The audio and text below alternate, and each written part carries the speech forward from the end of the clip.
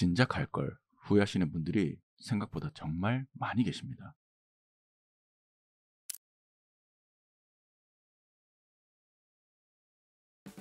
요즘 병원에 오시는 대부분의 보호자분들은 여아중성화 수술의 필요성에 대해서 잘 알고 계십니다. 하지만 멀쩡하고 아픈 것도 없는데 왜 굳이 마취를 해서 큰 수술을 해야 하는지 물어보는 분들이 많이 계십니다. 특히 주변에 수술 없이도 10살, 15살 넘게 아픈 것 없이 잘 살고 있는 아이가 있는 경우에 그렇습니다. 아니면 해야 하는 건 알고 있는데 1살, 2살 나이가 들다 보니 타이밍을 놓치다가 어느 순간 마취하면 이제 위험하지 않을까 하면서 계속 망설이게 되는 경우가 많이 있습니다. 먼저 모든 아이들이 수술을 안 했다고 다 문제가 생기는 걸까요? 그렇지는 않습니다. 하지만 나이가 들어서 여러 가지 증상으로 아프거나 병원을 가게 되었을 때, 특히 기력이 없거나 밥을 잘 안 먹거나 토하거나 설사하거나 물을 많이 먹고 소변을 많이 보거나 구석에 들어가서 떨거나 여러 가지 증상이 있죠. 만약에 중성화가 되어 있지 않으면 항상 자궁, 난소, 유선의 질병에 대한 걱정, 그리고 병원에서는 진단을 항상 할 수밖에 없습니다. 정말 노령이 될 때까지 15살이 훨씬 넘어서도 자궁 쪽에 질환이 생기지 않고 문제없는 아이들도 당연히 있습니다. 하지만 만약 문제가 발생했을 때 그 건강적인 측면이나 수술적인 접근에서 리스크가 훨씬 커지게 됩니다. 그렇다면 여아중성화 하지 않았을 때 어떤 문제가 생길까요? 첫 번째, 자궁 내부에 농이 차오르는 자궁 축농증이 있습니다. 축농증은 많이 들어보셨을 겁니다. 보통 사람에서 코에 많이 쓰이죠. 말 그대로 어떤 감염에 의한 농이 축적이 된다는 뜻입니다. 근데 그 차오르는 공간이 자궁 내부인 게 자궁 축농증인 겁니다. 나이가 1년, 2년 들어가면서 반복적으로 생리를 하게 되면 자궁 내막이 증식되는 자궁 내막 증식증이 발생하게 됩니다. 이러한 경우에 감염에 굉장히 취약해지게 됩니다. 이때 만약에 생식기 쪽 피부를 통해 감염이 일어나게 되면 자궁 내부에 농이 차오르게 되고 진단 시기를 놓치면 전신적인 폐혈증, 장기부전, 심각한 문제를 야기하게 됩니다. 두 번째, 유선 종양이 생기게 됩니다. 흔히 말하는 유방암인데 우리 댕냥이들은 유선이 일반적으로 왼쪽 5개, 오른쪽 5개, 총 10개가 있습니다.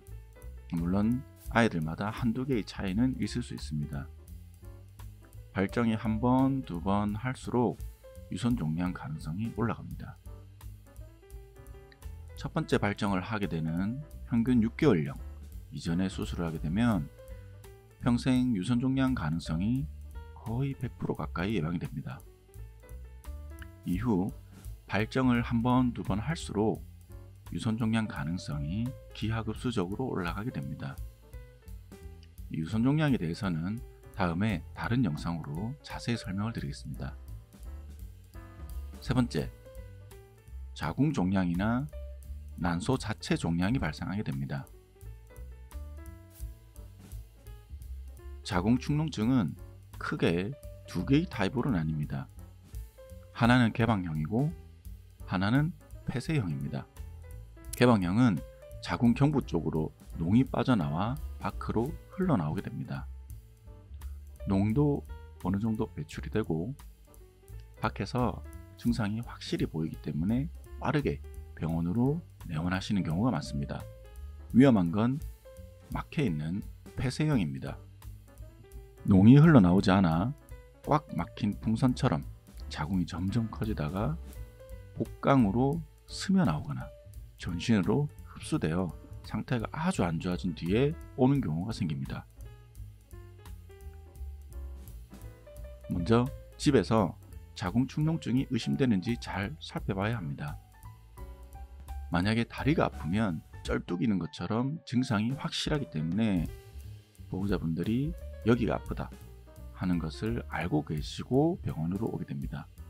하지만 자궁축농증은 증상이 아주 특이적이지 않은 경우가 많아서 조심해서 주의해서 관찰해야 합니다. 나이가 4살에서 6살 이상이다. 발정을 하고 한 달 정도 지났는데 생식기에서 진득하게 흘러나온다. 생리가 한 달 이상 지속되고 물을 많이 먹고 소변을 많이 보고 기력이 없고 떨고 토하고 설사하고 식욕이 없다. 이런 증상들을 보이면 빠르게 병원을 갈 준비를 해야 합니다. 제가 말씀드린 것 중에 한두 개만 보이는 경우도 있고 모두 다 보이는 경우도 있습니다. 그러면 병원에서는 진단을 어떻게 내리게 될까요? 먼저 우리 아이의 나이, 최근에 언제 발정을 했는지, 그리고 임상 증상, 엑스레이 촬영, 호흡부 초음파 등을 바탕으로 진단을 내리게 됩니다. 엑스레이 상에서는 자궁이 아주 커져 있는 경우만 보이고요. 초음파를 통해 진단을 할 수 있게 됩니다. 가벼운 자궁 내막염이나 증식은 주사나 내복약을 먹고 주기적으로 검진을 해볼 수 있습니다. 하지만 자궁 내부에 액체가 보이고 앞서 설명한 자궁축농증 증상이 보인다면 반드시 자궁과 난소를 함께 제거하는 수술적인 치료가 필요합니다.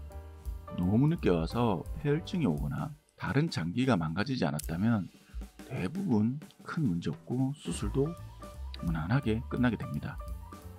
최근에도 지속적으로 자궁축농증 환자가 병원으로 오고 있는데요. 증상이 아주 다양합니다. 밥을 안 먹거나 생식기 주변이 더럽거나 기운이 없고 갑자기 물을 많이 마시고 생리 시작하고 한 달이 지났는데 계속 뭔가 나오고 몇 년간 생리 없던 아이가 갑자기 생리를 하는 듯한 증상을 보이고 증상이 아주 다양하죠. 왔던 아이들 모두 너무 늦지 않게 오셔서 수술도 잘 끝나고 수술 후에 컨디션도 아주 좋아졌습니다. 그래서 보호자분 대부분이 진작 중성화를 했었으면 하면서 후회를 하십니다. 암컷 중성화가 아주 필수는 아니지만 질병이 오는 경우에 생각보다 크게 아픈 경우가 많아 건강할 때 수술을 하시는 걸 추천드립니다. 댕냥이 친구들의 건강한 장수 생활을 위해 항상 알찬 정보를 드리겠습니다. 감사합니다.